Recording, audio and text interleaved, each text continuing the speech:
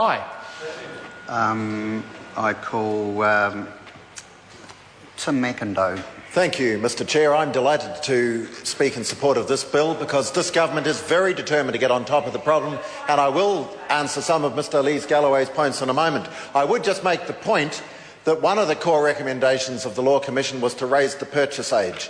And I have heard from a large number of speakers opposite today who voted against that particular bill, who are now criticising us and saying that this bill doesn't go far enough or is insipid and all the rest of it. So I simply make that point. It isn't. Order. Some interjections about this is out of order because it's been dealt with. But the question that's before us at the moment are parts 6 to 10 and clauses 1 and 2. So clauses 1 and 2 is a peroration of what has happened in the whole debate. So that's what clauses 1 and 2 are about. And so when a member is bringing up items, discussion about what has occurred in previous parts, then that is acceptable.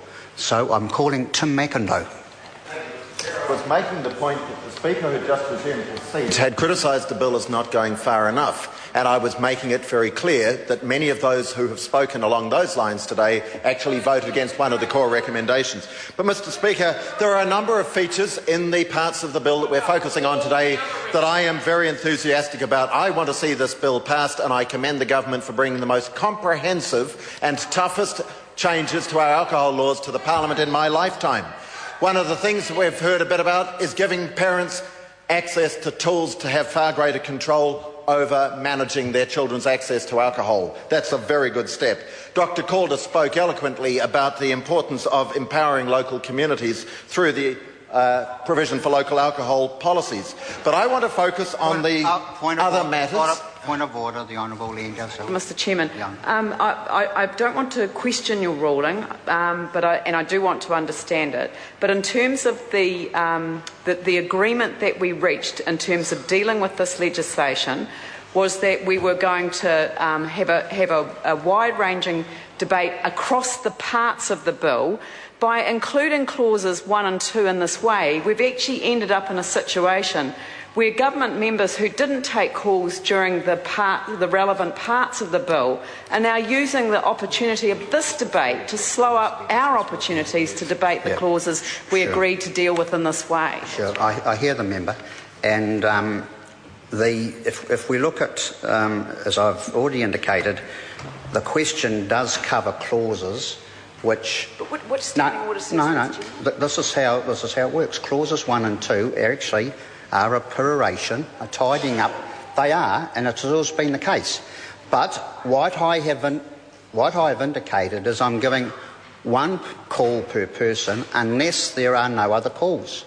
And there will be about, we've had some points of order, so we're down to probably about 26 calls that would be available to members up till 5:15. And I'm going to share those calls around, and I keep a note here of which parties are making the calls, and there's still ample opportunity for parties to contribute on the parts of the debate that they wish to. And so that's how I'm going to deal with it. But we should be dealing with, although it's not exclusive, we should actually be concentrating on parts 6 to 10, but not exclusively, because the clauses also cover what has already been debated and passed through the committee stages. Charles Chauvel. I would invite you to have a look at clauses 1 and 2, just in respect of the ruling that you've made, because in this case, clauses 1 and 2 relate only to the title and to very technical commencement clauses. There's a purpose clause at clause 3, but that's in part 1. So I understand the ruling that, generally speaking, short title commencement and preliminary matters in clauses 1 and 2 can lend themselves to a wider debate. I just wonder whether that's quite so apt in this case. Sure. Look, the member brings up a good point. Can I refer the member to the review of standing orders, and I refer to page 63 in particular, and I'll just read to the member. I hear what the member says.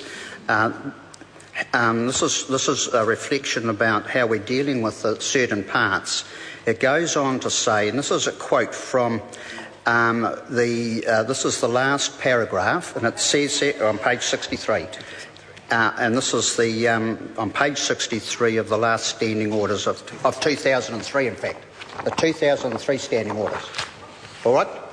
December 2003. This is how long this has been in effect. So it's not something new. Let me just read this paragraph. However, we consider that when debating the preliminary causes at the end, members should have some latitude to summarise and make concluding remarks about the issues that have been raised during the committee's consideration of the bill. So that's the ruling that I have given. We don't want to see new material brought in, and it is a summary, as it says here very clearly, and it's something that's been in effect for some time. So the points that the member has raised, the points that Mr Chevelle has raised are relevant, but I'm asking members to, this is a summary, it's not to introduce new material when we are dealing with the clauses in this. Now, Tim McIndoe has the call. Thank you, Mr Chair. I'm speaking about subpart 3 of part 6 at this point, and I make the point that no other member speaking this afternoon has had to put up with this level of interruption. Mr Speaker, the other matters in subpart 3 deal with the provision for regulations restricting products, the investigation of minimum pricing, regulation-making powers for RTDs and that sort. Dr Calder has already touched on the regulation-making powers. I make the point that the bill provides that regulations can be made under this bill to ban or restrict alcohol products, just as, for instance, we have seen in New South Wales recently when a regulation was used to impose a ban on alcohol vapour. And, Mr Speaker, this is a healthy thing because it's showing that we will have the provision to be able to respond quickly to things as they arise. Products will be able to be restricted for any reason or banned if they are dangerous to health or appealing to young people. Dr Paul Hutchison, my good colleague, mentioned a few minutes ago fetal alcohol spectrum disorder. That is a major concern of mine, and I'm very glad that he raised it. He gave praise to Professor Doug Selman, and I echo those thoughts, but I also want to give praise to the efforts of Alcohol Health Watch and their team, who are doing wonderful work. They've drawn my attention to the fact that our colleagues over in Australia have recently undertaken a major study into fetal alcohol spectrum disorder, and their very good report has just been tabled in the House over in Australia in the last couple of days.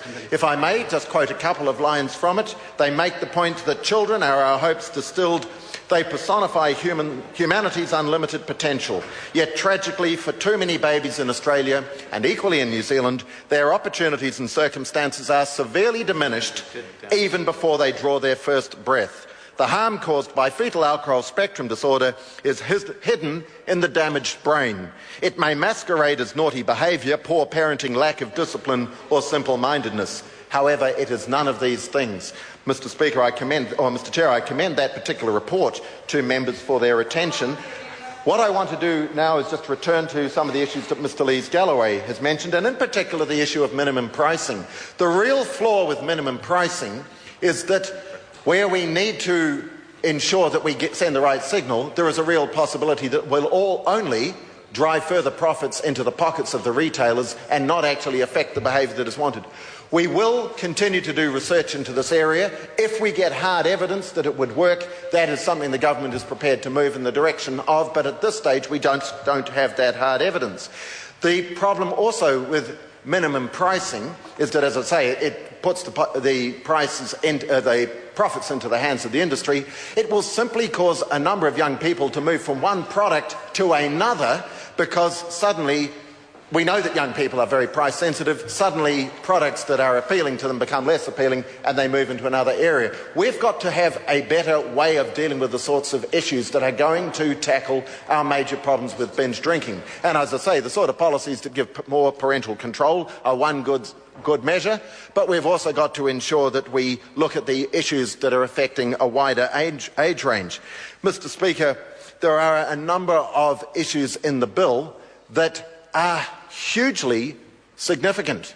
And as I said, in this particular subpart, we could be considering many of them. Sue Moroney. Thank you, Mr Chair, and it's a pleasure to take a further call on this particular part 6 of the bill.